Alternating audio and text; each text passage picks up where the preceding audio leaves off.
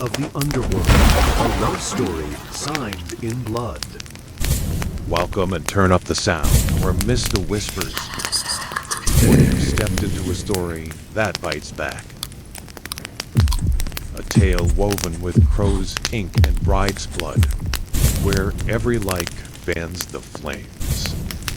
Every comment sharpens the teeth of the telling, and those who ring the bell will hear the whispers before the rest. The drums are hungry. The shadows listen.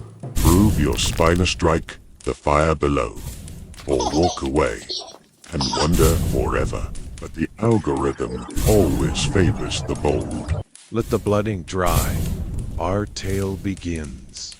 The drums of Kihumbe did not speak, they whispered. And on that night, they whispered of things too old for memory, too dark for daylight, and far too hungry for a child born with a crow-shaped birthmark on her left cheek, just below the eye. Days passed, but the villagers remembered. They always remembered. Even as dusk smudged the horizon with blood-orange smoke and barefoot children chased goats through the dust, they watched the girl's hut in silence. The baby cried like any newborn until the midwife wiped her clean. Then, silence. In the goat pen, 3 animals dropped dead. No blood, no wounds, just dead. In a nearby hut, dimly lit by firelight, the whispers began. One elder woman, her voice low and dry, said, "Her mother made no sound during birth. That alone is a sign." Another, folding her arms tightly, replied, "She's marked, like the one from the old tale, the girl who called the rain backward." A pause. Then the first woman's voice again, uneasy. "On her left cheek, just below the eye, there is a crow-shaped mark. I touched it once. It burned my hand." Outside, boys hammered rhythms on cracked drums until one froze. His sticks hovered mid-air as his gaze locked past the threshold, into the hut's shadows where the infant lay. A breath. Then he looked away. The girl was not named. Names were for things you understood, and no one understood her. Even the goats kept their distance. Even the crows perched near her window when she laughed. Inside the hut, her mother, Amina, whispered to the child as she nursed, "You are mine alone. I will not let their fear take you." But fear listens better than hope, and fear was already knocking, one drumbeat at a time. They say, if a child isn't named before the 3rd moonrise, it won't remain a child for long. By the time the child turned 6, the villagers had a name for her, even if her mother never spoke it aloud, Naima. But to others, in whispers and behind cupped hands, she was Mwanamvua, the girl who reversed the rain. On the night of the blood moon, while most slept under mosquito nets and uneasy prayers, Naima wandered off to the clearing beyond the thorn fence, the one near the old termite mounds where children were forbidden to play. The moon was swollen, red as fresh wounds. Soundless wind pressed close, not to carry her, but to observe. She stood still, barefoot on cracked earth, arms loose at her side. Her eyes blinked once, then opened again. What she saw, she never spoke of, but it saw her. The termite mound began to move like it was breathing. A ripple of red dust lifted into the air, spinning slowly around her like lazy spirits. Then it split. A vision cracked into her skull like lightning into dry wood. In a vision-like form, she saw a woman screaming in a cave of bones, a man drowning in fire, and a goat with white eyes standing atop a blood-streaked altar. Naima opened her mouth to scream, but only a sound like dry leaves rustling escaped her. Back in the village hut, her mother, Amina, bolted upright in her sleep, the skin along her spine prickling. She ran barefoot into the dark, knowing where to find her daughter without ever having to guess. She found Naima kneeling, eyes wide, hands stained with something red. But no wounds, no cuts, no explanation. Amina wrapped Naima in her shawl and carried her home, whispering prayers she hadn't spoken since her own mother died. Early in the morning, by firelight, Mzee Wanja, the old seer with silver dreadlocks and eyes that never fully opened, muttered to Nyanya Tambua, "The mound stirred. The mark is waking." Tambua, hunched and beaded, simply spat on the floor. She should have never gone near the old termite mounds. You open the way with joy, and it comes in wearing sorrow. Wanja didn't reply. He was listening to something only he could hear. And far beyond the village, something else. The moon had shed its blood and now hung pale and thin, like a bone out of a carcass plucked clean by vultures. In Pihumbe village, laughter had returned, if only for a while. It was the season of drums and fire, the festival of renewal, a time to dance off old spirits and seduce the rains back from wherever they slept. Women painted their faces with ash and turmeric. Boys banged on carved drums until their hands blistered. Even the elders swayed gently, seated on their stools like sacred stones nodding to time. Among the crowd sat Juma, Naima's older cousin, wide-eyed, always watching, never dancing. While the others celebrated, he sketched the dancers with a charcoal nub on the back of a calabash shard. Every movement is a message, he often muttered to himself, even if the mouth stayed shut. And in the middle of it all, Naima danced.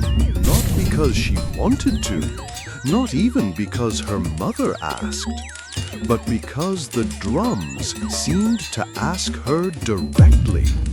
They spoke in rhythm, like old spirits waking from sleep. Her bare feet moved in perfect tempo, striking the earth like ancient footsteps remembered. Her arms twisted like smoke, her hips like wind-blown grass. Eyes closed, head tilted, smile absent. The village watched in growing silence. Her body danced, but her face looked gone. Possessed? No, more like borrowed by something deeper. Even Mama Kidawa, the gossip with the fastest mouth in 5 villages, whispered instead of shouting, "Is it her? Or is it something through her?" Children stared, men looked uneasy, and among them, a man stood at the very edge of the firelight, cloaked in shadows, unmoving. He wore no festival beads, no anklets, no scent of palm wine. He had no shadow when present, but after he leaves, his face was partly covered by a carved wooden mask, the kind used in burial rituals for warriors whose bodies were never found. Eyes dark, mouth absent. Only Naima seemed to notice him, and her dance changed. She spun once, twice, and then abruptly stopped, her arms falling to her sides like branches chopped at the root. Her eyes opened and locked on his. The masked man didn't move, didn't blink, and yet she stepped toward him. Her mother, Amina, rushed forward in panic, but the man was already gone. No footprints, no scent, only a faint line of soot where he had stood and the shadow he left behind. The drums stopped, and the wind began to blow in reverse. That night, the fire refused to die.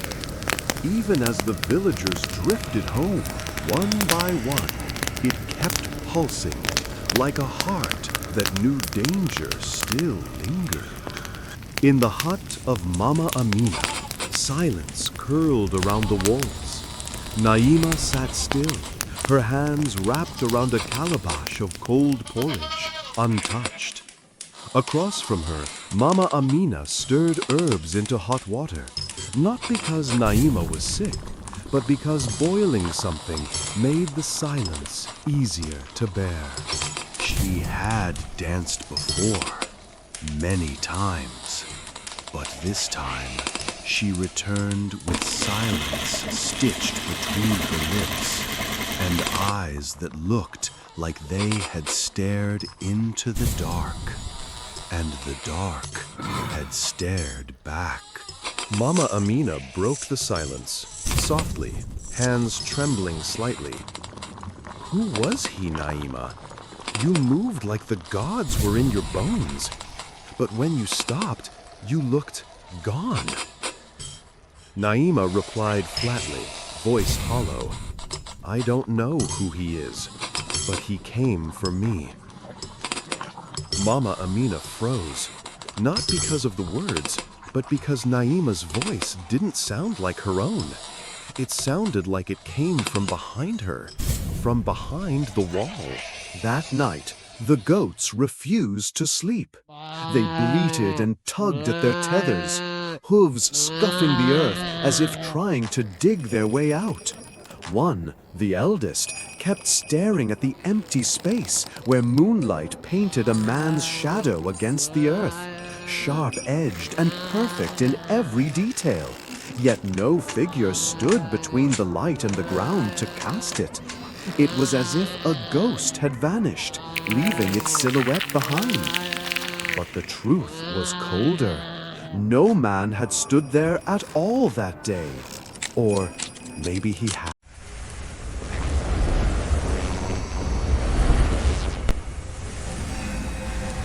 And so the drums fell silent, yet their echoes lingered. Now danced like a forgotten spirit, and man with no shadow, left no trace. Questions, but the questions are, seem to lose, grow roots that diminish.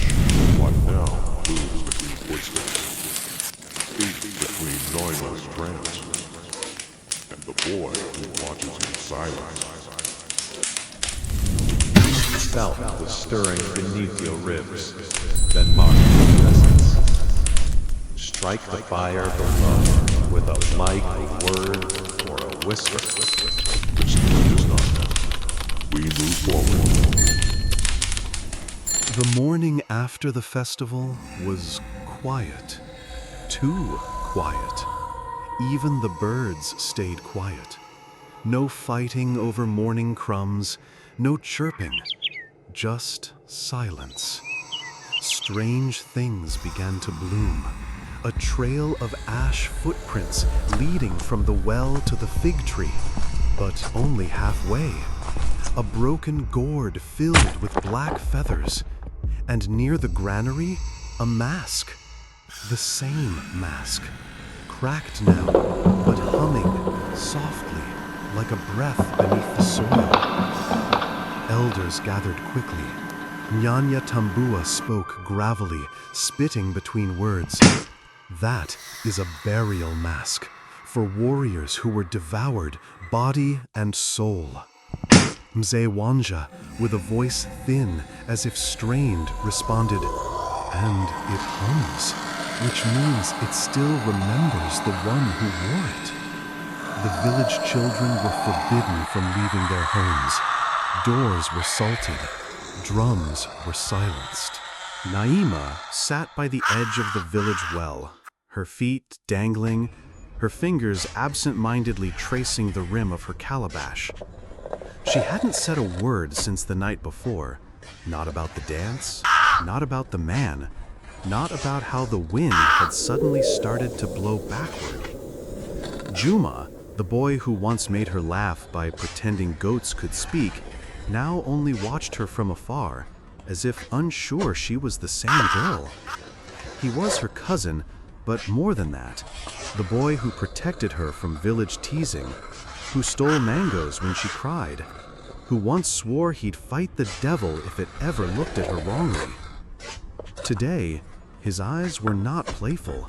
They were alert, almost afraid. He approached slowly, clutching a small bundle wrapped in banana leaves. Something warm steamed through the wrap. The air hung thick between them, heavy with things unsaid. And the following conversation struck between them like a match in the dark, brief, bright, and burning with truths too sharp to hold. Juma, gently, testing the air between them. Sweet porridge, you haven't eaten. Naima, without looking at him, voice hollow. I'm not hungry. He sat beside her anyway. Juma, quietly, leaning closer. Mama says the man you saw, the one with no shadow, was a spirit. Like the ones Nyanya Tambua warns about during eclipse seasons. Naima said nothing. Juma, lower now, conspiratorial. But I don't believe it. Spirits don't leave soot. They leave silence. Pause, weighing his next words. Besides, I saw him too. He watched you, but not like a man.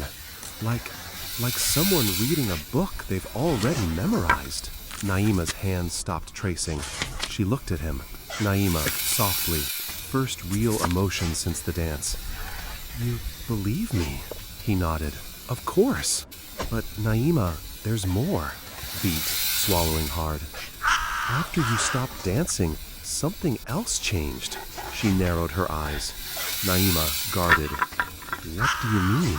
Juma, hesitant, glancing over his shoulder. Ito, the village goat. It's been watching your house since dawn. And this morning, it tried to speak. Naima blinked. Naima, almost amused but uneasy. You're lying. Juma, dead serious, leaning in. It stood on two legs, just for a moment, and its mouth moved, like this. But no sound came out. A chill crawled up Naima's spine. The boy wasn't joking. And that goat, that strange, dusty goat, hadn't blinked once all morning. It just stood there, watching and waiting. Like it knew the next scene in a play no one else had rehearsed. That night, the wind refused to rest.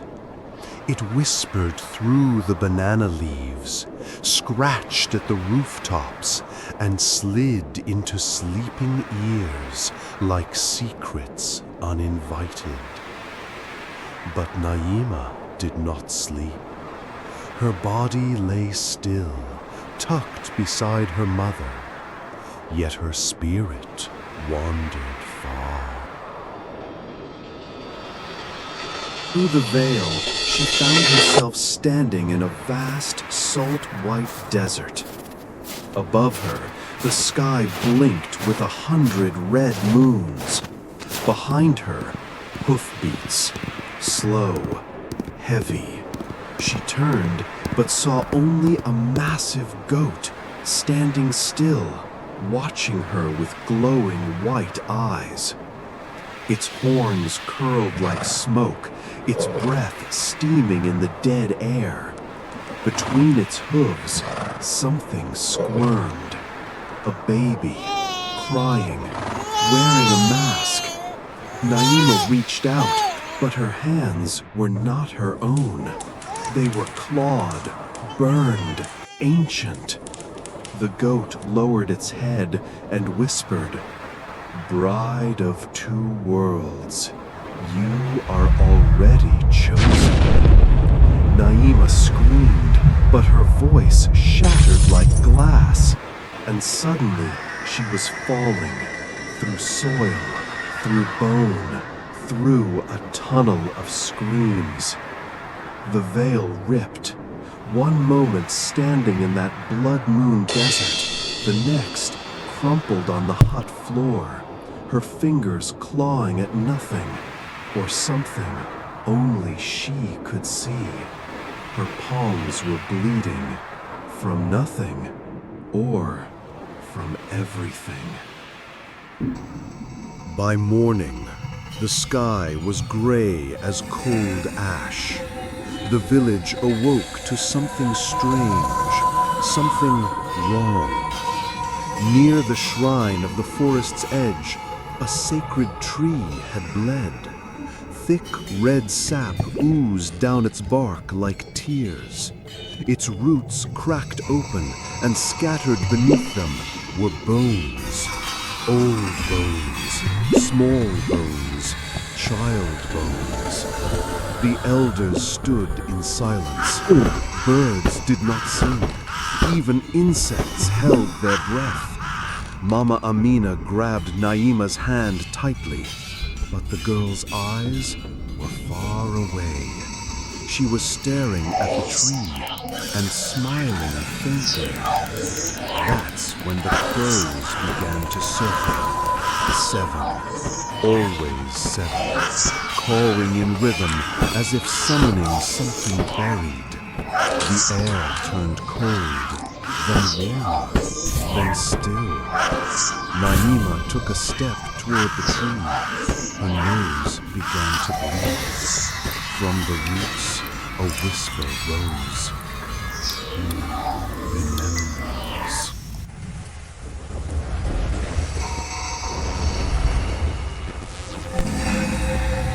So, the soil has begun to speak, and its words are older than fire.